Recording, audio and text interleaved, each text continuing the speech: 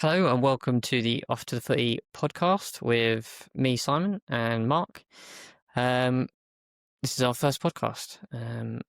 If you don't know, I'm Simon and I support Arsenal, but we both love talking about football.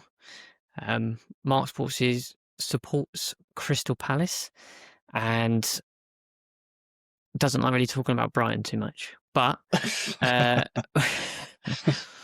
but we will have a couple of discussions today. Say hello, Mark. Hey everyone. Hello Simon, how you doing, mate? Yeah, good. Good. Looking forward to the Christmas set of fixtures, really, to be honest with you. Yeah.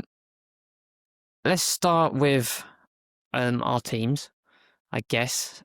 Arsenal and Crystal Palace both facing each other in the League Cup just before Christmas, actually. Yeah. It was one of the games that I think was like part of the rearrangement that they was trying to get sorted because Palace moaned about having too many games now they're in Europe. But Palace in general are going along very nicely. I've joked in the last 2 weeks that we've had to play third place twice, both Chelsea and then Aston Villa. Although it won't be the cup, technically you could be third place by the time we play you in the League Cup. Yeah. So that'll be quite interesting. But nevertheless, you're still going to be within like the top six come sort of like Christmas, like the beginning of Christmas, I guess, sort of like that Christmas week. Yeah.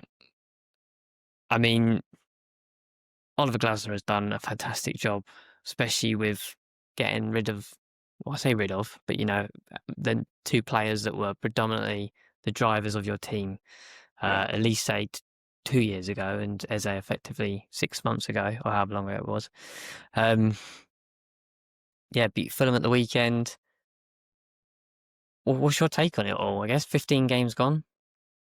Well, I mean, it's great to actually have a team that's finally building on success from the season before. Like, I think a lot of the Palace fans are the same as I think Arsenal fans as well. It's you have one good start to the season, the second half of the season's a bit iffy, and then you can pick up a few points here and there. It's been a great 2025.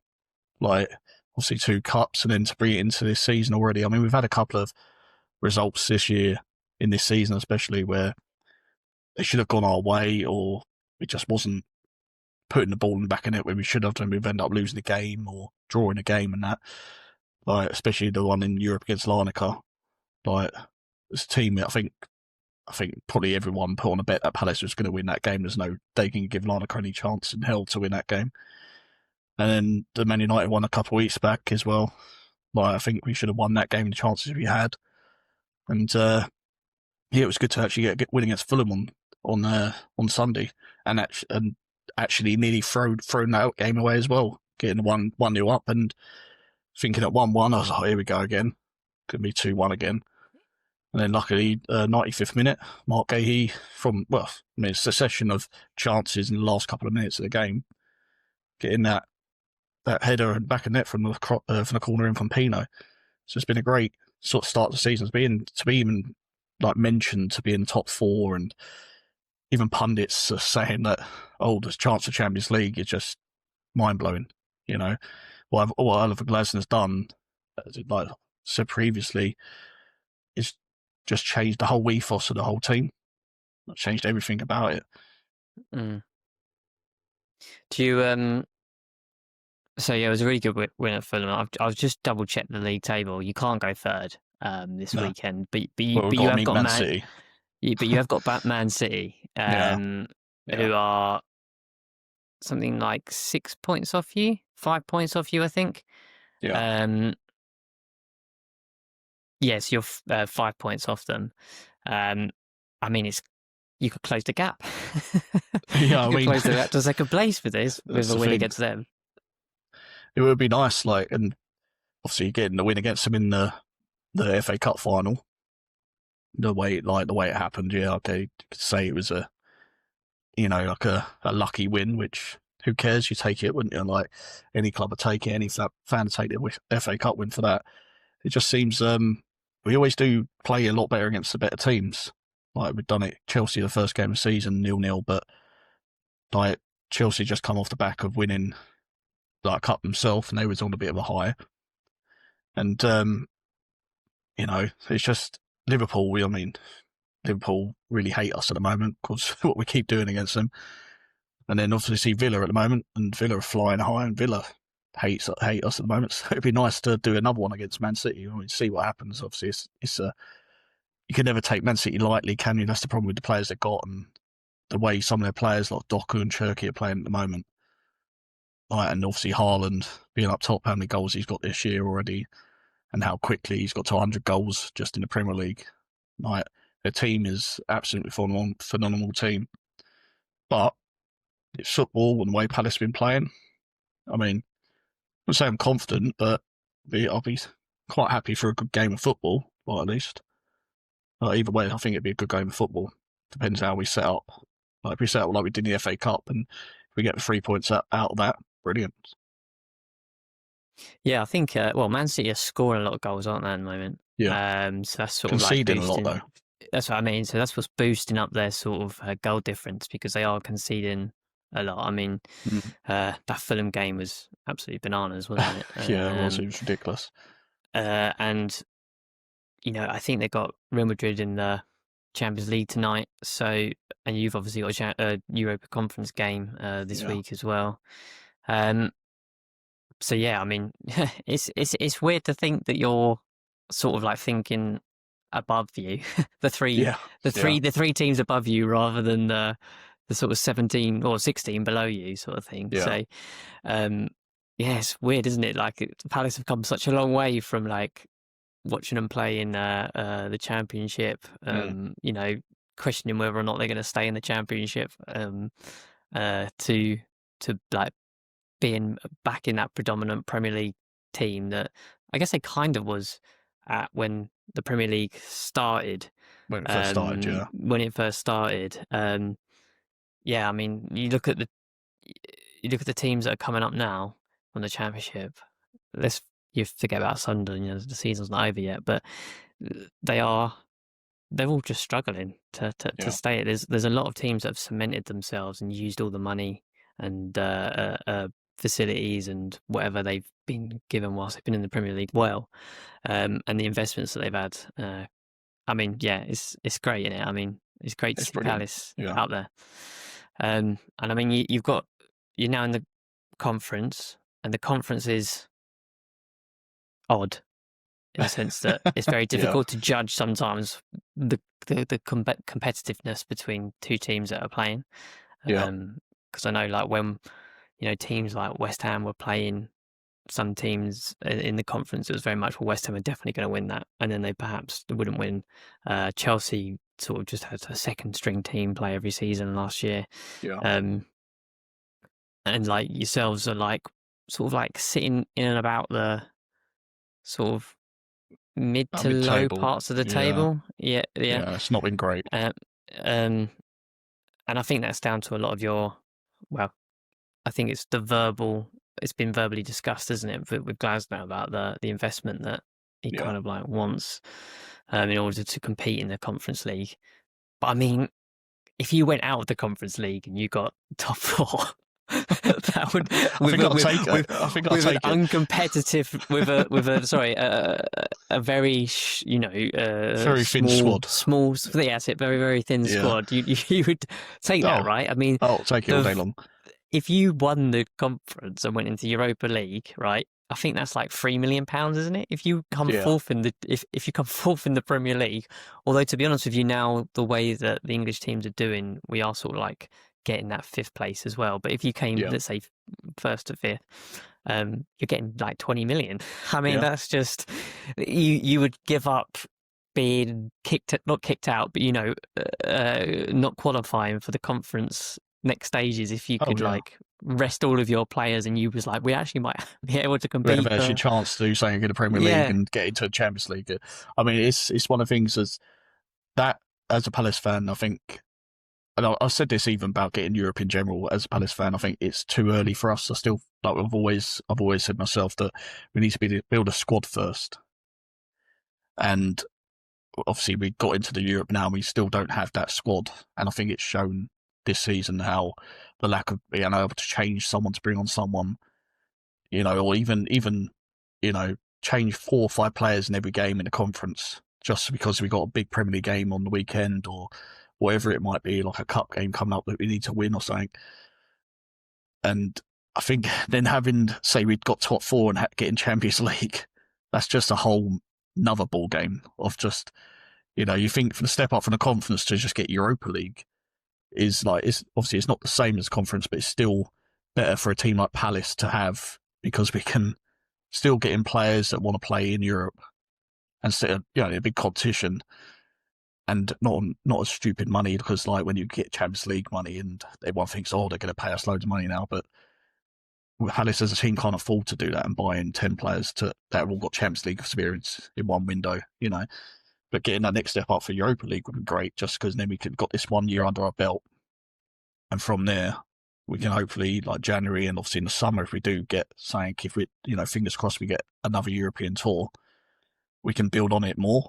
But I think having Champions League might be a bit too much. I mean, it's great to have someone, like Bayern Munich come to Selhurst or Barcelona, Real Madrid to Selhurst. Just imagine it. I think that's one of the games where like the tickets are going seconds, and I'll probably just be standing outside the stadium, I think, for that one, just to get a glimpse of some of the players, I think I'd like follow the bus. If I was you, I'd follow the bus from it landed at Heathrow. Yeah, just be like, yeah, just drive behind it. I just want to see all these players, and Yeah. So imagine yeah, that. no, I mean it would be brilliant. It would be absolutely brilliant. But I think that's a fair assessment for 15 games in. You can't. No, it's too early to call, but It's too early to call anything, yeah, really, isn't it? I mean, you've got to anything can think. happen. Yeah, absolutely, anything can happen, and you've still got to get through the January transfer with Well, potentially the gay saga for 30 days. yeah, And yeah, that would be an interesting sort of well, let's see come February, I guess. yeah. I think a lot of the worry for me at Palace fan at the moment is a few players that are out of contract in the summer, and I think the biggest one that we need to try and pin down is Daichi Kamada. I think he's been absolutely phenomenal, like brilliant for us, and he can play multiple positions for us. Personally, I prefer him in a centre part next to Adam Wall. I think the two of them together work so well together. And his contract running out at the end of the season, I think the problem with that is whether or not Glasner signs a new deal or not with Daichi Kamada because they know each other. He brought him in. I think whether or not he signs Glasner is whether or not Kamada will sign as well.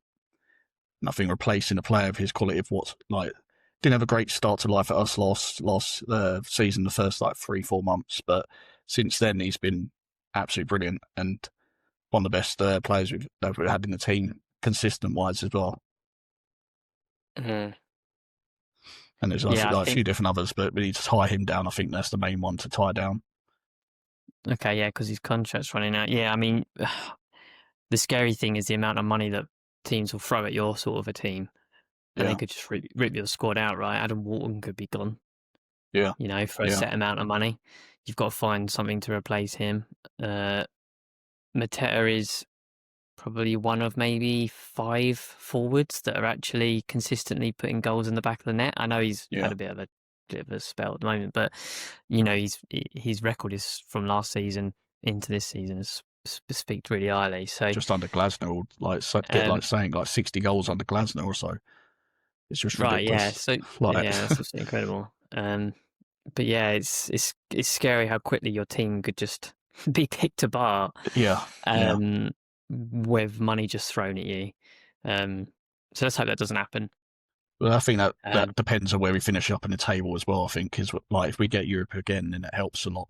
The players that we got to think, okay, that's the next step up for where I need to go, or where I need to, what I want to do in my career, and it's only going to help them. Say like Adam Walton, his caliber of player, to get that extra year in Europe. It's only going to help elevate his career in the future if or when he does move on. yeah. Um, Okay, is there anything else you want to talk about with Palace? I mean, I feel like you've just, there was a little bit of well, still a worry about what Glasner's comments meant the other week. But it seems like the team's repaying him for him, like, uh, Yeah. No, what he said. it's You got to sort of think though.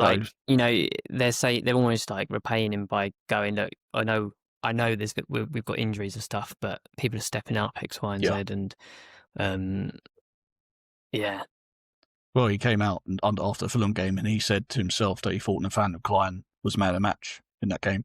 And that's his first minutes of the season, like stepping in for Danny Munoz because he was injured with a knee injury. Like for him just to slot back into the team, I think that's a credit to Glasner's training sessions of keeping the intensity up. So he was already fully ready to go there and then to jump into the team. mm, Like, so I think like everyone's ready to do their job. It's just obviously, like I said, 15 games into the Premier League season, and then probably what we must be on at close to 25, 30 games altogether so far already. Like, it's whether or not we can keep it up for the rest of the season.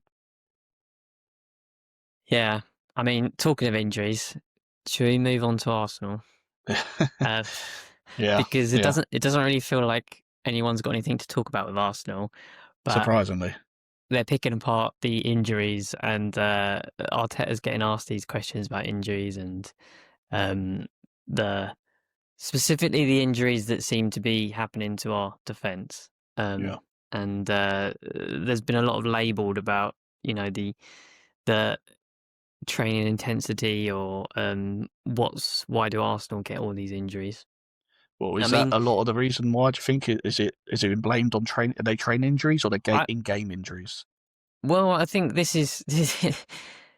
think this comes down to sort of understanding how teams sort of work nowadays. I mean, in, most footballers don't actually do a lot of training. There's No. just not the turnaround is too quick. Yeah. So like you have a rest day, right?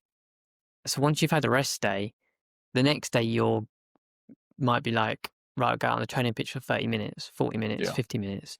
And then you might be like, right, now you need to go back in and have another recovery session. You've got a game tomorrow. And so like there's no excuse for it to be training. I Yeah. think I think and this isn't a complaint or anything like this, but I think it comes down to the intensity of playing 90 minutes or playing 75 minutes on a regular basis over the course of, say 2 weeks, 3 weeks, 4 weeks. It's been talked about. I was trying to think about this the other day, the amount of times that managers have been asked about fixture pile up. And Every year, certainly, like well, it's once or twice a certainly, month. well, certainly in our time of following football, I can remember managers like Harry Redknapp talking about it. And we're Yeah. talking, I can remember managers like Sam Allardyce. Hmm. I can remember managers, talking about this good 10 to 15, 20 years ago, Yeah. all the Yeah. way back sort of thing. It's not something new, but we've never really done anything about it, have we, really, as a league? No, It that's the thing. certainly No doesn't one's feel like actually. we have. Yeah, no one's actually brought a solution to it, have they? No. And so we continue with our, the ways that we you know, uh, have football in and around certain seasonal periods. But I know we do have this sort of like, I think, you get like we get a tiny little winter break now, don't we? Where I think you finish a game and then you have 11 days until your next game, but there won't be a break in the Premier League. Half the teams get that, and then the other half get 11 days after that, Yeah. something like that. Yeah. And that's all well and good, but I mean, I think it's just unlucky, right? I mean, Gabriel got injured for international duty. There's Yeah. all there's always been a November international um, set of games, right? So when I say always, I mean for a good chunk of the last certain decade and that there's always been November games. So he got injured in that period of time. That could have come about from flying or anything, right? Hmm. And then you've got Saliba, who has sort of like got this sort of like ongoing problem that every now and again seems to crop up. So you're never really sure how long he's going to be out for. And then, I mean, Mosquera got injured a week and a half ago, I think. So, Oh, I like, didn't realise that. so he got injured, I think he was about 70 odd minutes into the Chelsea game, if I remember Mm. correctly. And there was talks of Saliba being ready to come back for the Aston Villa game, but he wasn't. So we ended up playing Ben White at right back, Timber right centre back, Hincapié left centre back, and Calafiore at left back. I mean, I just think it's unlucky, right? I just think every team sort of has these periods of time. It's just what I think is frustrating about it is if it happened to a forward, a midfielder, and a defender, right? You'd replace one defender, one midfielder, one forward. Yeah, yeah, Arsenal have always talked about how much depth we have. So when you have your two centre backs get injured, and then you have on top of that your other replacement centre back get injured, yeah, yeah, yeah. you're then sort of like going into territory of going like to Timber. I think he's played, centre back many times before, especially for Holland. I think they play in a right set. They play like three at the Five at back the back, isn't sometimes, it? and Yeah, so he plays that. So he certainly played there and stuff like that. But obviously, what happens then is that the load increases on those four defenders, and because that load increases on those four defenders, they're more susceptible to injury. yeah, So yeah, what you're asking is players when players get injured, is their load increases for other players, and because that load increases for other players, they're more susceptible to injury. I just think it's the way football's always been, and it will always be like that. We've now yeah, got an yeah. injury to Declan Rice. Oh, He's not going to be playing against Club Brugge, which is tonight. So um, it's a small niggle, as far as I'm aware. Uh, and yeah, let's hope it's only that. I mean, it's if you going to be a look at rest in for the weekend, I guess, isn't if it? yeah, if you look at Declan Rice's injury record, it's phenomenal. Like, I think most people would love to have a career like Declan Rice because I think he's been injured like twice for West Ham, maybe or something like that. Right. And it is really, really incredible. But obviously, if you go back to what my point was, there's Declan Rice does a lot of covering, right? So if like your main centre backs are out that are do a lot of work, and Declan Rice doesn't have to do as much covering. But if he increases his load on covering, he increases the kilometres that he's running in each game and all Mhm. of this. And if you do that over the course of a certain amount of periods, so say a week and a half, then he's going to become susceptible to injury. So, um, yeah, I mean, it's not great from an injury perspective, and many managers have spoken about it before, but I don't think it's an excuse personally. I think it's part of football, right? And Yeah. I think if you're gonna label it anything, I would just call it an unlucky period for Arsenal. We're only 15 games in. Uh, if they have a good recovery period and then come back, then we're going to have them for potentially another 20, 20 odd games. So yeah, it's just frustrating. And I mean that Aston Villa result, like I said at the very beginning, we went from third, playing Chelsea who were third, to Aston Villa who were third, two very high intensity teams. Um, we talked about the week prior where we had such a good week with Bayern Munich, Tottenham, and Chelsea, and this week we've had a little bit of a stumbling with Aston Villa. I mean, it was away from home. We've beaten them there before, but it's always been such a tough match. And towards the end of the game, you could really see that Arsenal sort of strength of the centre backs and the midfielders. You could see it was a real slog the last 10 minutes, and I'm not surprised they scored in the last few minutes. I think it was Buendia, wasn't it? Yeah, With, Gabriel, with yeah. with the winner, and yeah, I'm not surprised. I mean, I think that's the first time in all.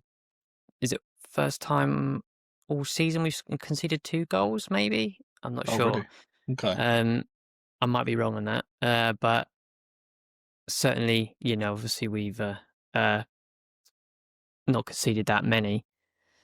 So yeah, I think Well, it's only 9 goals we've conceded now that season, and 2 of them were against Villa. So before that, it was only 7. So yeah. yeah, I think we just need to get through this period. And I said like I said before, it would be really good if Arsenal came up with like a healthy lead over the Christmas period. And I Well, you think had it. that's You had the healthy lead, didn't you? That's the thing. And in the last few yeah, weeks, but it's it's about kind of gone a staying bit. consistent, right? So Yeah. having that draw and win, draw and loss, you're sort of like, we've got well, actually, we had Brentford in the middle, wasn't it? So it was a draw, win, and then loss. But um, yeah, I think we got Wolves this weekend.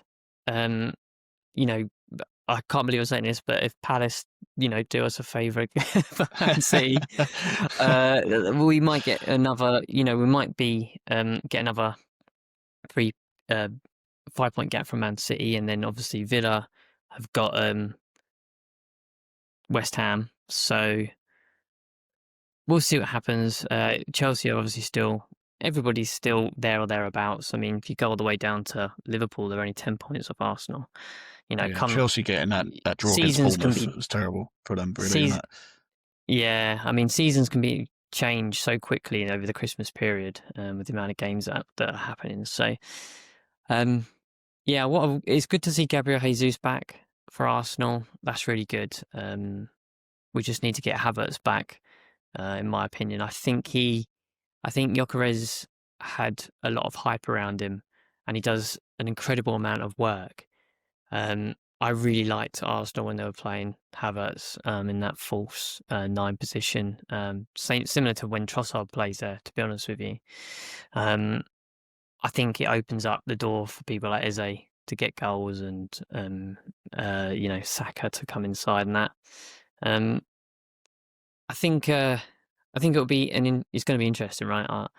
I just really hope that when we play Club Brugge, we don't have like Get someone else because injured now, yeah. that's what I mean. It's like there's Yeah, going to be yeah. like another defender injured because, like I said, the load is so heavy now on the defenders that we've put in.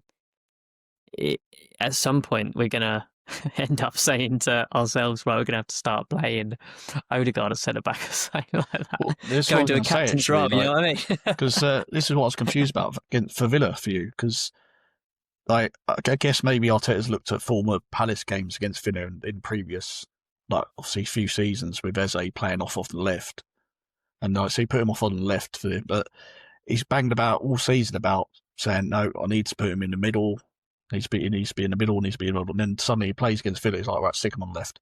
After getting a hat trick a couple of weeks ago against Tottenham and playing there sort of in the middle, Odegaard comes back and he just puts him straight in that position. So now you're at the stage if you've got a £60 million player who's gonna sit on the bench because Martinelli or Trossard to be on the left for you because you want Odegaard to play, which Odegaard fair play is one of the best players in the world. Like he needs to play because he's so good. But he's just come back from injury, and as soon as he's back from injury, hasn't played any minutes. Straight into the Yeah. side where he wants Eze to be. It was a bit of a strange one, and that's what I can only think is because of previous times when Eze's played against Villa. That's the reason he did that. Yeah, well, I think the thing with Arteta, and when you see this in a lot of players that come in, Gyökeres, there's a lot of players that he buys, and he's like, well, I've now got the depth, and it's often he's trying to discover who should be subbed for who in order to get the most out of like what we want. I think I've always thought that Arsenal, we've always sort of like had this thought process that if we bring in like all this depth, then we'll be absolutely fine. But like you said, a player like Eze wants to play for Arsenal, right? He wants to be Yeah. on the pitch. Madueke wants to be on the pitch. Yeah. I think Madueke was near enough £50 million from Chelsea, Yeah. and He's done well as well for you. He won't want to be a backup to Saka, right? And No, Arteta definitely not. did play a number of games, in fact, with him on the left when Martinelli was injured, and he done very, very well on the left, and he can play on the left. It almost sort of, I think we're gonna end up having a period of time where Eze is on the bench, or potentially Odegaard's on the bench, and we're just sort of like interchanging them. And Eze will, when he's on the bench, he's probably going to come on for one of the wingers rather than for Odegaard, because Odegaard is somebody that can change games. I think that what he wants to do with everything is still under development. I just think with last season we played Odegaard a lot of the time. I know he got injured quite a bit, but when he did play, we did play him sort of around, sort of in and around Declan Rice and Saka. And Eze, I think, hasn't had that interlink between sort of like Saka the way Odegaard does. So that's why he wants to bring Eze on for as more of a maybe like a roaming sort of left winger. That's where he should have. Like, if he bought him for that money, he saw what he's doing at Palace last season. He should have started him and tried to carry his game from the left, because that's where he's played for the last 5 years prior. I mean, he just got a hat trick from centre against Tottenham. Oh yeah, But exactly. But this is my argument. This is my argument of why would you then just bring in Odegaard and stick him on the left? Like, and the only reason my thought that would have been is because he watched previous Palace games and saw, oh, he can do against Villa on there. But it's one that's like, well, now do you then just put Eze on the bench now because he didn't score or assist in that game because you lost, and you put Trossard or Martinelli, back on the left, like, and then you just got Eze as an impact sub, which he himself's going to be like, oh, this is great, especially with the World Cup coming up. Yeah, well, yeah, exactly. He's going to want to play every minute he can, but then same as Odegaard, and you can't really put Odegaard back more next to Rice because Zubimendi's done brilliant for you. Yeah, I like to think that come the end of the season that this isn't, we'll go into ourselves, wow, like Arteta has done wonders with Eze. Well, because there's potential that what he's asking Eze to do is adapt to his way that he wants him to play on the left rather than the way that he played on the left for Crystal Palace. And I mean, it'll be interesting because Eze at some point is going to sit down and go, I've only got 10 games left in the season. How am I going to get in this World Cup squad if he hasn't performed on a consistently in the team? Yeah. But I think he'll find a way. Great players do that, right? Great players find a way into the football team, football team. So. I think Tuchel likes him as well. I think it's shown in the last couple of games for England. She quite liked him. I mean, he scored a couple of goals and that, and I think he's probably guaranteed going, barring injuries anyway. But it's just, you want to go into that World Cup as on form as possible with minutes under your belt, because after the season ended, you got 2 months until it starts anyway. So if you haven't really been playing 90 minutes for a month extra prior to that, it's going to take that bit more to get up to speed to be like with all the other players that are there, sort of thing. Yeah. So, I mean, we've got Wolves this week. Should win that. Should win that. That game against Man United was terrible. I think we'll it's but like I said, I think there's not much you can do until after the Christmas period. It almost just feels like anything can happen in the Christmas period. You could win 2 games and then you could lose 3 games. And when I'm talking Christmas period, I'm talking up to the 6th of January. That's what I'm talking about. Like from that period of time where it all starts getting all a bit game after game after game, and you can't keep up with the game weeks. So we'll see what happens. It's really the injuries that are the most concerning. I find also the Christmas period, saying about the Christmas period, they've only got 1 game on Boxing Day, which is just ridiculous to me. That's the day for years and years and years, people are like, sweet, football day, Boxing Day, you're with your family or friends or whatever, and then, whatever. But because of TV's dictating what it is, and it's just not, no. Yeah, there's a lot of games. So am I right in thinking that there's 1 game on the Boxing Day, Yeah, one game. Yeah, and then so on the Saturday and Sunday is when all the games are, and it's Yeah. because Boxing Day falls on a Friday this year, right? Um, But still, though, yeah, you'd think uh, like everyone's back to lives after Christmas all the way, but like Boxing Day is the day where everyone's off. You yeah. know, I mean, I agree with you. I liked having football on Boxing Day. I've always liked having football on Boxing Day. Um, but I don't know. I don't think we can moan about the fixture schedules, and then when teams get given an extra day to rest. well, I think Palace. like, I'm pretty sure like, Palace are playing on the 20th against Arsenal. I think it is, and then let me have a quick look. I'm pretty sure. yeah, so we're playing on the 23rd we're playing, yeah, on the 23rd. 23rd. We're Yeah, playing 20th yeah, against Leeds. And then yeah, our next game's 5 days later, uh, like against Spurs. After the Arsenal game's 5 days. yeah. And Like, to be fair, United have got a game on the Sunday and then they got to play on the Friday. So yeah, that's a bit. Yeah, I it's a bit of don't. a weird I sit-up don't for know. that. Like, especially with Yeah, that, like we said, how much the fixture congestion is. And then suddenly you got 5 days in between instead of the 2 days they keep trying to push everyone to get, you know? yeah. And I mean, yeah. Then we have to play on the Thursday as well. Arsenal do. Yeah, Um, which is very similar to a Champions League kind of week or Conference League kind of a week. yeah. Not Thursday, Tuesday, I think. It's Tuesday, isn't it? Yeah, so it's Tuesday. So, um, yeah, I mean, if you wanted to, we could have a discussion about the fact that Aston Villa got one extra day to Well, prepare for their game against us on Saturday. Right, let's move on. There's a couple of things we wanted to discuss yeah. because there's some stories this week, and I don't know if we're allowed to talk about this because it's not our football teams, but Yeah, we can talk it's football. I'm joking.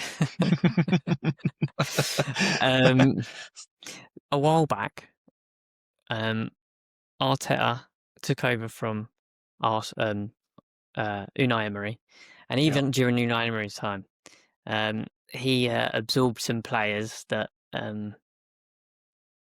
wasn't going to fit in with the future of the club, and subsequently, some of those players weren't particularly happy with that, and they decided that they would continue to play football when they was asked. But there was a lot of media attention about the in the interactions and relationships between these players and the manager that come in, whether that was Unai Emery or Arteta, mainly Arteta. It seems to be happening at Liverpool yeah. with Salah and Arne Slot. Ridiculous. Absolutely ridiculous. Well, I was going to ask you, there's been some. We go through certain phases as football fans, and that tends to be the manager first. The manager will get the blame first, right? As football fans, Yeah, fans will say, "Oh, it's down to the players." Sometimes, most of the time, a lot of fans will say that. But as an emotional game, when you're watching football, if you get annoyed by your football team not winning or not performing the way they used to, you tend to get mad at the manager. So the first point of call was to start thinking about whether Arne Slot should get sacked for this poor performance. And what Arne Slot done is kind of what good managers do: is they start to go, I need to start adjusting to these situations put the and club first, put the basically. club first, and like Yeah, start thinking to myself like how not now, but throughout probably his time that he's been there, is like where does the club need to go forward, and what are we going to do to change things? I'm not Jurgen Klopp. We're going to play this way. If we're going to play this way, I need you to do X, Y, and Z. I need you to do this. I need you to do that. And um, he's come out and said, I'm not worried about anything what the fans say or anything like that. I just want the best for the football club and trying to, we're trying to win. We're trying to change. All the players in interviews have said, it's not good enough for this standard of club. Similar to, I guess, kind of what Man United fans came out when they were underperforming. But I know it was over a long period of time. But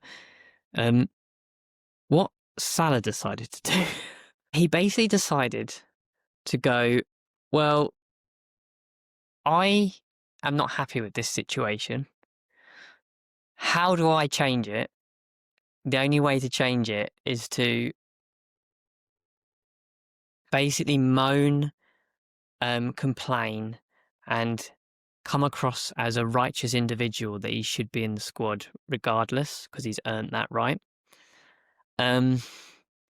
Now, I've listened to quite a number of Salah interviews before, certainly during his time when he was with Klopp, and I remember watching quite a lot of them with TNT, and he does have a unique desire as an individual to perform well, right? So he does have this very sort of like, I always Elite took the mentality, impression, I suppose, in a way.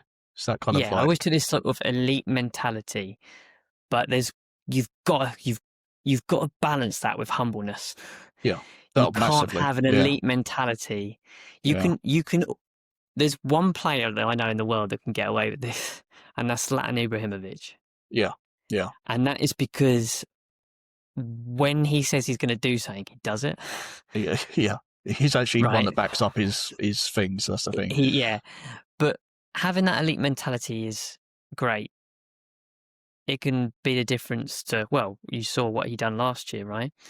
Um, but in order to remain consistent with that elite mentality, you have to then go and continue to be consistent with what you perform on the pitch. Yeah, And if you're not going to do that, you're not going to do things for like the way the new manager wants or X, Y, and Z. You're gonna start. It's starting going to start getting noticed by fans first of all, and then the media, and then the media will start asking questions about it. And I think this is a very small period in Mo Salah's career, right? So we always only ever think about it from the here and now and go, oh, he's destroyed his legacy. He hasn't destroyed his legacy, right? no, Just like Arsene no, Wenger hasn't destroyed Arsenal's legacy by finishing eighth a couple of towards the end of his career, or he hasn't destroyed any legacy, but he has sort of like, and this is the thing that frustrates me, is football players are role models to millions of people. yeah, And if you showcase the mentality he did in that interview, then you're showcasing as a role model to young individuals that that's the way that you should behave. And yeah, that is something that is really frustrating. You have to remember that you are a role model for millions and millions of people. And what you've done on the pitch can be one part of the role model, but the other part of the role model has to be how you conduct yourself off the pitch. Um, what are your thoughts on this whole saga? it's just absolute nonsense. It's ridiculous. Like from whatever Salah's done. Like I watched the video and the guy behind him in the white shirt, I think it was a white shirt. He apparently is the Liverpool press officer. As soon as he started saying what he said, the guy's face was just like, oh, damn, I can't believe he just said that. Started texting his phone, I'm assuming, to the hierarchy or whoever it was to mention, you're not going to believe what he's just said, sort of thing, and to try and get him ready for whatever's going to come to him. And personally, like, I think it needs to be fined by the club. Like, for something like that, you come out and you've said something against the club. You keep that stuff in-house. Like, if you've got a problem, speak to the manager. Don't publicly air your laundry because you're not getting what you want. You haven't just like this season. He hasn't deserved to start in Liverpool's team. It's shown like the change from last season. Last season he got him lots of goals, lots of assists. You know, basically won them the league for what he done. This season he has done nothing for him. Like you can't say I'm the big all, like, I'm this, and well, I should be starting every game when you're not performing yourself. And then the manager decides to drop you in the last 3 games, I think it is now. And you're not going to get picked now. You've just done what you've done either. So you're going to be either not even in the squad. Like, didn't even travel to the Inter Milan last night. Like, because you've like, you haven't ruined your legacy at Liverpool. You've just ruined your relationship with the club now. And that's a different thing. Your legacy at Liverpool's always going to be there. You won 2 titles with him. You've done record after record. Problem is now with the club himself, you've now gone against the club, and the club itself. I mean, they was quite happy to give you an extra year or 2-year contract, whatever it was, but now they're probably thinking we need to back this manager because Salah's replaceable if they keep performing off the pitch, because he needs to be replaceable at his age anyway. So then the future of the club needs to come first. And from what he's come out and said there, he needs to be fined. He needs to probably go now in January, because that relationship's not going to be fixed now. Yeah, Like, I think what he's done is increased his his movability to Saudi. Everybody, not everybody, but let's just say the common person that was discussing this at the sort of like the period that he was going through, where it was being discussed that he was going to Saudi and all of this, was like, no, he shouldn't do. He's got to stay with Liverpool. Blah blah blah blah blah. Well, he's kind of given everybody a reason to go. Yeah, let's just get rid of him. And he's almost sort of like created that in himself by doing this. And whether that was part of some sort of elaborate plan, I don't know. But I think you're spot on with the club have a profile, right, around the world. And if a football player says that publicly, there's got to be consequences, in my opinion. Yeah, there's got to be. There's got to be. He's right to his opinion, right? He is right to his opinion, but they will have processes for that sort of those sorts of discussions and stuff like that. And that should remain in house, like you said. Yeah, I mean, he's right to he has a right for his opinion, but you don't air it. You do it behind closed doors. You speak to the manager. You speak to whoever. Just speak to your teammates about it, and just think, oh, maybe, because there's going to be a core group in each team that has, say, you talk together about stuff that's not happening. Maybe we need to try this, that, and that. And then from there, that group or that spokesperson for the group go to the manager and said, this is what we think needs to change. This need to do this, and that. But what he's done now is just he's criticised the club now, and that's it for him, I think, personally. And if they don't look to move him on in January, I'll be very surprised. Because he must be on probably the highest wage in the club, not if not, close to being the highest paid player at the club. No, he is. They had a whole contract saga, didn't they? There we go. And the buying out the contract and X, Y, and Z, all the commercial stuff. So it's a high amount of money that he's going to be going for. I was surprised that Liverpool didn't just ship him, personally, especially the way they did with Coutinho. They got a lot of money for a player that ended up, having a bit part at Barcelona in the end, wasn't it? So but they're obviously holding on to that legacy. They want a statue of him probably at some point. Which the thing is, now he's done that, would they?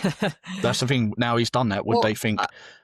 Let's put a statue of the guy that's criticised the club. I think, you do it as just a statue of Liverpool holding the Premier League trophy, and maybe not have any faces. You just have player, not actual player faces, but then holding a trophy, and they have a plaque saying how many trophies they've won or whatever. But even probably, Jurgen Klopp might be a good shout to have a statue of holding the cup, because not holding holding him like a little hold him up like a little baby that he's been to this whole scenario. Put his dummy in.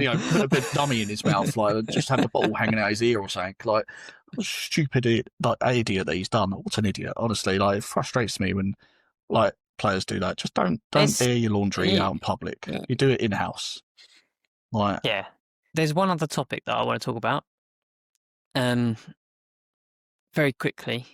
We're 15 games in at the moment. The table, if you look at it, you've got Arsenal in first place on 33 points, Liverpool on 23 points in 10th place. So the top 10 are only separated by 10 points, and that's always the case early on in the season. Spurs are 11th, 22 points.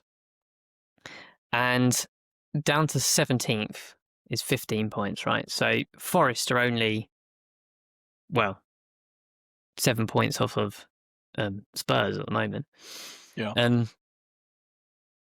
You got West Ham, who I still think have the worst defence in the league, even though they're not proving it at the moment. No, at the moment it's actually not doing too bad, surprisingly. I still think they've got one of the the people will say it's Wolves. I know, but anyway. Yeah, I say it's Wolves. I can't believe they don't think it is Wolves.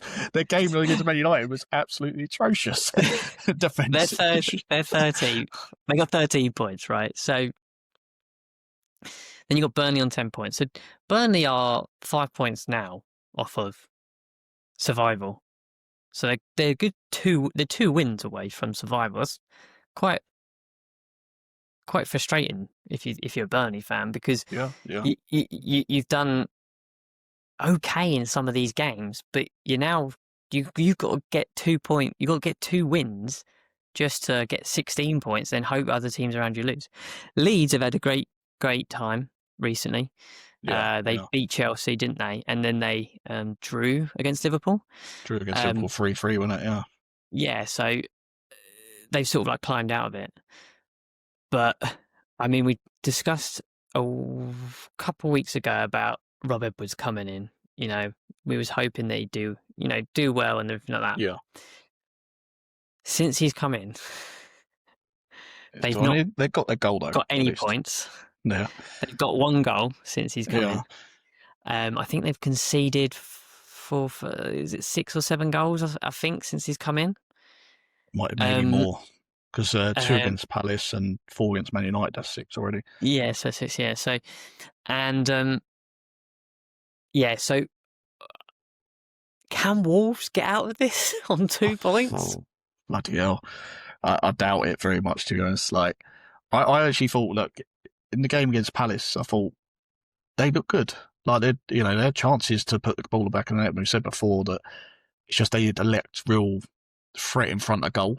They did everything up until the threat in front of goal, but I watched the second half against Man United and saw back like the goal they conceded, and the defence was so bad. Like, everyone was everywhere. Like, their first goal, I mean, Sam Johnson got a massive hand on it, and it should have saved him. The hand he actually got, he should have probably saved it, so it would have been fine. They would have went up 1-0 at half time, but the second half, oh my God, it was just atrocious all round. And to be honest, they got an injury to, I think it's Bellegarde, or I think his name is, and I think he's probably their best player, and so that doesn't help him, especially in front of goal as well, because he's an attacking player. So actually, what you need, unless it's not a serious one, you need is people like him to be in your team to get goals. Yeah. You know, at the moment, I can't see it. It's just like a weird one, really. Like, they're changing the manager, and you think, oh, manager bounce, and they're still waiting on that bounce to happen. Yeah, and I think they got Arsenal this week. It's not a guaranteed win, no game is, but I think they're 11 points off of 18th. 13 points off of 17th, right? Mm. Now, if you look at Bournemouth, who are 13th at the moment, they're 13 points off of top. Now, anyone looking at the title race wouldn't include Bournemouth in it, right? Because they're 13th at the moment, 13 points over the top. It's scary that they have to go on a winning run. Yeah. And they have to have a large amount of points stacked up on a continuous basis.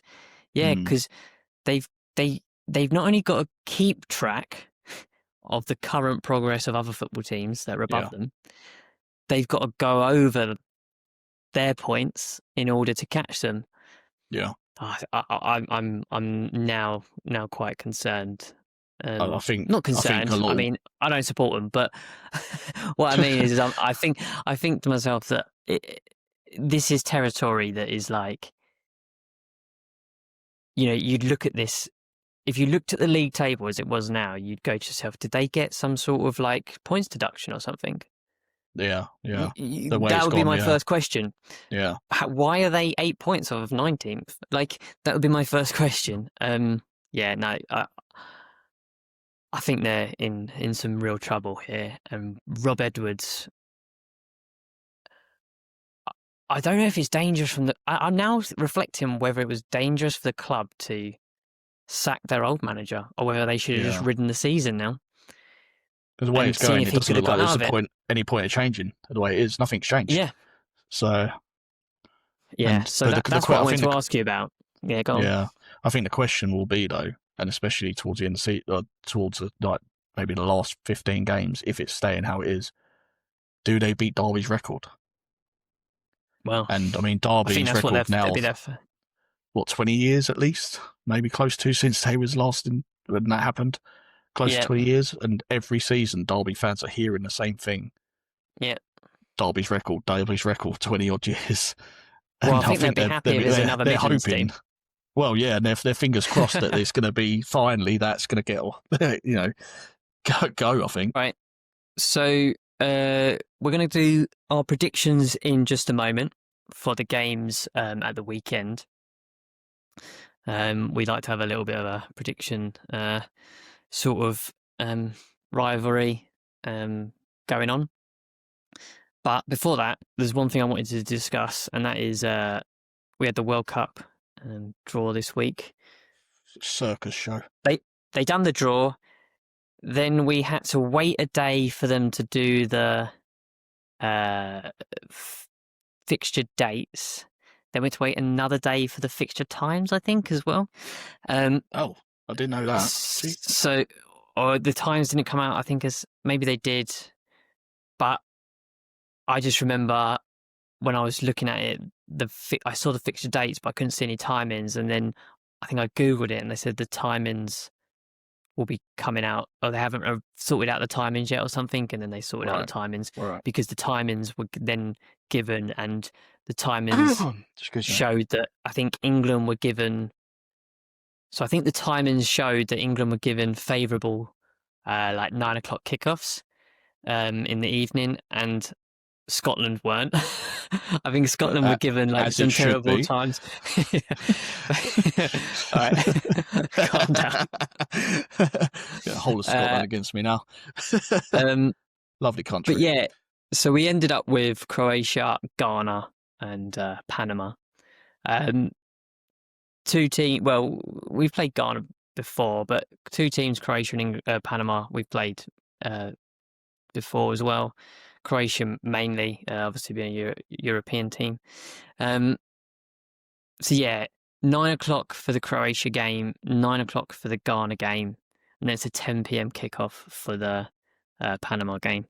Is that in England time, or is that over there? That's England time. Yeah. Okay. Okay, that's good then. Well,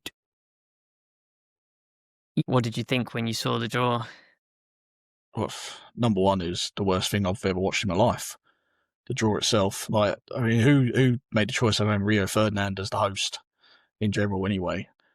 Like, but yeah, I think like England got a good draw. I mean, Croatia, you know, they're not the Croatia of old in 2018. I think it was. They got to the final. They got to, I think it was. Yeah, they did play France, and didn't they? You know, Luka Modric's now like 39 he'll be by then, probably. Maybe 40, I don't know how old he is now, 38, 39 now already. So, I mean, I'm sure he hasn't retired and he's going to go to that World Cup, and that probably be his last one as well. And we've said about Messi and Ronaldo being the last one, and having Luka Modric also possibly his last World Cup. It's quite a significant kind of World Cup in a way for the players that may be losing internationally, possibly. And Croatia, I think it's a team England we should beat, and same as Ghana. And Panama, I think, is a definite if we should win that. But I think it's England, Panama will be the one that we probably struggle the most against, weirdly. Like, they're going to be well up for it. You know, it's close to a home tournament for Panama as well, isn't it? So, but just, we need to get at least, the first game is Croatia, so we need to get that first 3 points like in the bag. Because then we're not kind of worrying about the rest of the games then. Yeah. So I'm hoping we can do it. It's easy to look at these and go, yeah, it is quite an easy group, really, for England. World Cups have notoriously never been easy. Games change, the way the tournament runs. The heat is going to change everything. Yeah. There could be delays with thunderstorms. It's going to be interesting. I think when you look at our group, I was happy with that group, but then I also wasn't surprised because we effectively were one of the number one seeds in the hat. Yeah. Yeah. I don't know if you remember, but we played Panama. When we played Panama before, there was this massive thing about uh, us scoring from set pieces. So like Yeah. we'd basically design set pieces to score goals from, right? And I mean, we're talking about that now as if it's something Well, brand new. this season, But everyone's doing it as well. So, but that's what I mean. Is like this was happening a while back. I think that was the 2018 World Cup, yeah, I think that is going to be. It's good that we've got Panama in the last game. I think, yeah, because I think if we've done well in the first two, we can play a second string team. Yeah. You know, we can rest give some players some minutes as well. Yeah. Yeah, give some players some minutes. So we're going to need it for the final tournaments, the rest of the tournament, should I say? Yeah, and so what I wanted to share with you was, I don't know if you looked at this, but people have done the algorithm. They've done the checks. Who can we play in this round, that round? Wow. Okay. So the other thing I'm not sure if you're aware of is, we can finish third and still qualify. Is that because there's a group with only 3 teams in it or something, or whatever, something stupid about it? Yeah, so basically where I'm getting this information from, because I've not gone and done this because I don't have the time. Someone else can do it for us. It's easier. If you finish third, if England finish third in the group, it's very complicated. But there is a third place qualification. Right. So we're not going to go into that, okay? So all we're going to talk about is if we win the group or if we come runners up. So if we win the group, we will play a third place group, which can't be decided yet. So we don't know basically who that's going to be. So that's all well and good, right? In the round of 16, because the teams are so big now, there's no the leagues are so big. Tournaments, tournaments. In the round of 16, after that, if we get past that, we'll play the team that stands out could be Mexico. Okay. Home nation as well. Yeah. So that will be an interesting round of 16 if we end up there. And then what I find quite interesting about is if we win the group is the amount of South American teams we can play. So we can play Mexico in the round of 16. We could end up playing Brazil in the quarterfinals. Bloody hell. We could end up playing Argentina in the semi-finals. Oh, for God's sake. Jesus. And this is obviously if those teams get through, but these are the names that sort of stand out. If you know the what ones I mean. that should win their groups or whatnot, I guess. Yeah. And I think, so the other thing about England and Mexico is the game would be played in Mexico City. Oh, of course it would. Home nation, which gets their I own ground. think is incredible. Can you imagine that? Like if England played Mexico in Mexico City. In Mexico City, yeah. That would be. I think that'd be mental. The atmosphere would be mental. But what's frustrating about that as well is if we play Mexico and say we won, or even if Mexico win, they've got to travel over to Miami to play the quarterfinals. Right. So you've got to go from like Mexico all the way to Miami to play. Mexico again. No. Yeah, we have to play Brazil in the quarterfinals. But quite close. So you've got to travel. The traveling here is just incredible. Like where you've got to travel to. Semi-finals will be in Georgia, which isn't as far. But yeah. But anyway, so yeah, third place we don't know. So the round of 32, we're not sure who we would play, but Mexico would be round of 16, which is the highest profile team there. You've got Brazil, Argentina, and then the final.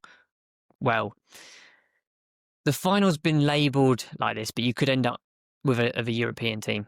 So like Spain, France. Typically it's Spain again, wouldn't it? Yeah. So that is like, I think that what's quite interesting. Well, what's quite interesting about it is that could be a very hard route. Yeah. But Thomas Tuchel is getting judged on these performances in tournaments. And you know what Gareth Southgate's done is he's found ways to beat these teams, and you know we've ended up in like semi-finals and had great periods of time. So I mean, we'll see what happens, but these are tough teams to go up against. I think we got to hope Kane doesn't get injured as well. That's the thing. Are they? Yeah, exactly. And are they tough by name and not by their current profile as a team? Do you know what I mean? We often look at these. Yeah, well, we look at these teams and we go, by name they're high profile. We think they're going to be difficult, but when we play them, they end up not being at the caliber that country's nation should be at. So anyway, that's the winning thing. We could end up with Mexico, Brazil, Argentina, and then potentially Spain. You know, other European teams. Yeah. If we runners up, we could end up playing in the round of 32. So then one after the league, Colombia, who we've played before, obviously. We went on beat them on a penalty shootout, didn't we? Could be a Palace game, no? 2 Palace players, and then however many get picked for England as well. Yeah. And then this is where things get a bit. I think this is where I think things are a bad route for Thomas Tuchel. So if you thought the last one, I thought that was a bad route, the first one. Yeah. So technically, we could end up playing Spain in the round of 16. Yeah. This is based on if Spain obviously perform well. So we could end up playing them, and if we went out in the round of 16, as England fans, we'd be like, we've been used to getting to finals and semi-finals, and you get us. You know what I mean? I'm not saying England couldn't win that, but I'm just. It's definitely a tough game. There's some stumbling blocks with this run. Yeah. The quarterfinals could end up playing Belgium. Semi-finals could end up playing France, and then the final, because of the way the tables work out, the final is where we could end up meeting South American teams, so Argentina, Brazil, all that. But imagine that route though, like beat Spain, beat France, beat Belgium, and then beat maybe Argentina. That's got to be one of the hardest routes to win a tournament. But this is like massively obviously like based off of like certain. These are the standout possibilities sort of thing.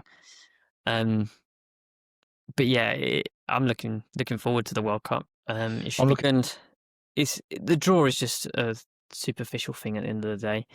Of course. I think so. The second phase of tickets are released tomorrow, as well. So you've seen how much they're quoted to be, though. Oh yeah, I've seen how much they are. And the hotels have gone up 300% apparently as well. Let alone the flights as well. Yeah. There's category 1 to 4, isn't there? And category 4, I think the cheapest ticket is a £54 ticket, roughly. Now, would you fly all the way to America to go and watch a category 4 World Cup game for a £54 ticket and then spend £800 on your hotel? No, I'll probably walk around the streets all night, to be honest. Until the flight next day. Just go back to the airport. Just go back next day, literally. Oh, it's for that much crazy. Money is ridiculous. And the flights, they're going to rack them up anyway, aren't they? So, from our perspective as Europeans, we're lucky, right? We've had quite a lot of European tournaments.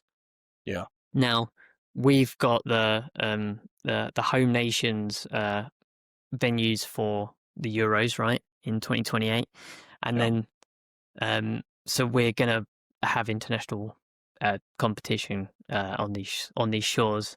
I think I'm just gonna save up for that, if that makes sense, rather than spend anything like even spending any money to go. 100%. And if we won the World Cup, all that would happen is, what is it, a 90,000 seater stadium? 90,000 people would have got to see England win the World Cup. The other 99% of the population, 99% of the population wouldn't have. So I'll be with the many rather than the few. But I mean, we'll be somewhere, beer in hand, watching it, and then screaming our lungs out like crazy. And going back to our beds and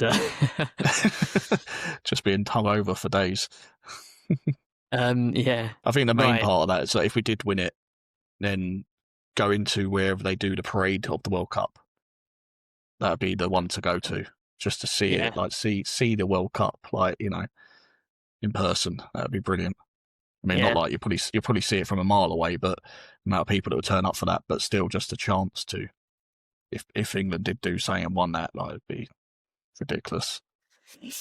We'll start with the Saturday games. We're going to go through our predictions. So we've got no early kickoff on Saturday. I just double checking there's not a Friday game. There's I not. think there's a Friday game. No, there's not. So not. Oh, wow. No. So let's start with the 3 o'clock kickoffs for Saturday. Chelsea versus Everton. Chelsea at home to Everton. Ooh. I think it'll be a Chelsea win 2-1 though. Yeah, it's going to be interesting. They need to recover. Really to sort of like stay around that top 4. They've got a lot of injuries as well. I'm going to go 1-1. Okay. Liverpool versus Brighton. Well, Liverpool's going to win that. Salah will be on the bench. Liverpool win that. 3-0. You really hate Brian. So should every Palace fan. No, I know. Right, I think Brighton are going to win that. 3-1 to Brighton. Wow. 5:30 kickoff. Burnley versus Fulham.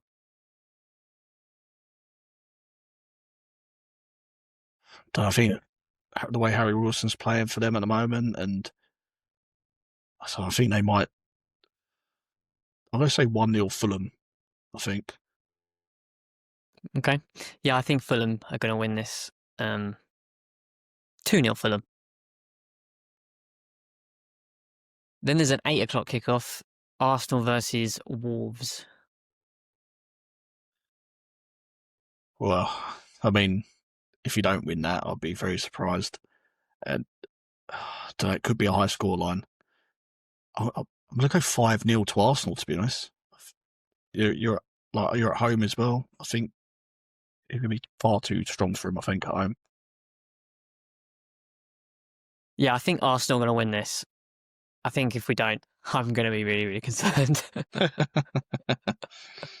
you imagine if Arsenal gave Wolves their first win? Like they double their points and had one. All right, I'll go one less, 4-0 to Arsenal. Then we got Sunday. So Sunday, there's more games because it's a European week. They've put 5 on Sunday. You'll be happy to know it's not a 12 o'clock kickoff, Mark, but Crystal Palace are playing Man City at 2 o'clock. So yeah. Crystal Palace versus Man City. Hopefully Palace get the points, 3 points again, and if we can replicate what we've done previously against Man City, it'd be hard to contain, I think, their players, maybe, like Cherky and Haaland, especially Cherky. I think even Doku's shown up from quite recently quite well, so probably go for a draw in that game. Hopefully Palace do get the points, 3 points, but I think a draw. Let's go with, I don't think it'd be many goals, maybe 1-1. Okay. I'm going to go 3-2 to Palace. Oh, thanks, Simon. Beats your Brighton score earlier.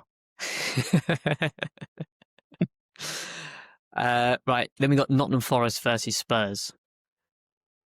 I think after the weekend's game for Forest losing 3-0 to Everton, I think Forest might lose this one as well. I think Spurs will win it 2-0. I was going to go 2-0 too to Spurs. So, yeah, 2-0 Spurs for me as well. Then we got Sunderland versus Newcastle, the Northeastern Derby. I don't know with that. Sunderland been doing well. They didn't do great at the weekend, but they're going to be really up for this game. Newcastle doing well lately. Don't know. Wow. I think Sunderland might win that 2-1. They're going to be well up for it. The first one they played in how many years? I think they're going to be really up for that game. Okay, yeah. I'm going to go 1-1. Then we got West Ham at home to Aston Villa. Wow. As you say, West Ham's got the worst defence in the league, somehow worse than the Wolves. But I think Villa's been playing brilliant. So, I think the worst defence league might come true against Villa. I'd probably say 3-1. I think West Ham might score, but it'd be 3-1, I think. Yeah, I mean, Aston Villa, if they win that, they'll keep track of Arsenal. I think they'll be well up for it. I think this is a small period where are doing very well. I can't remember how many wins that they've now run on the bounce, but it's more than 5. Yeah, Aston Villa 2-0. Then we got Brentford versus Leeds. Oh, Sunday as well, is it? Wow. I think I'll just go for a 1-1 in that game. Don't think there'll be many goals. I think it depends on if that Thiago is injured or not. So I'm going to go with Leeds 2-1. Oh, wow. Then on Monday, somehow Man United have got another Monday game. I think that's 3 in a row now, is it? I think so. I think you're right, yeah. Man United are at home to Bournemouth. I don't like Man United, but I think I'll probably give them a win against Bournemouth in that game. It could be one of the highest score of the weekends. I reckon 3-2 maybe. One of them kind of ones. I don't know, like Bournemouth, like I think they're score against Man United's defence, but in the way Man United's been playing recently, getting the points, I think they score more and win it being at home. So what's your score? 3-2 to Man United. I'm going to go with... See, Bournemouth have come off a draw against Chelsea.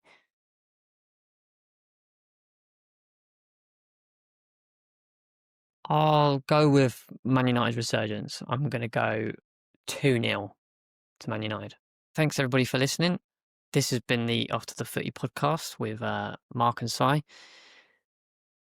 We always like to hear from people. And when I say always like to hear from people, I mean you'd be the first people contacting us. We have got an email address, offtothefooty@gmail.com. You can find that on our YouTube information. And one of the things that we really want to do is hear about people's journeys to the footy, hear about people's experiences around going to football matches. It's something that we're going to be adding more to this podcast and to our videos. So get in touch if you do happen to pick up or download this podcast and listen to it. Thanks very much for listening. Don't forget to like, comment, and subscribe.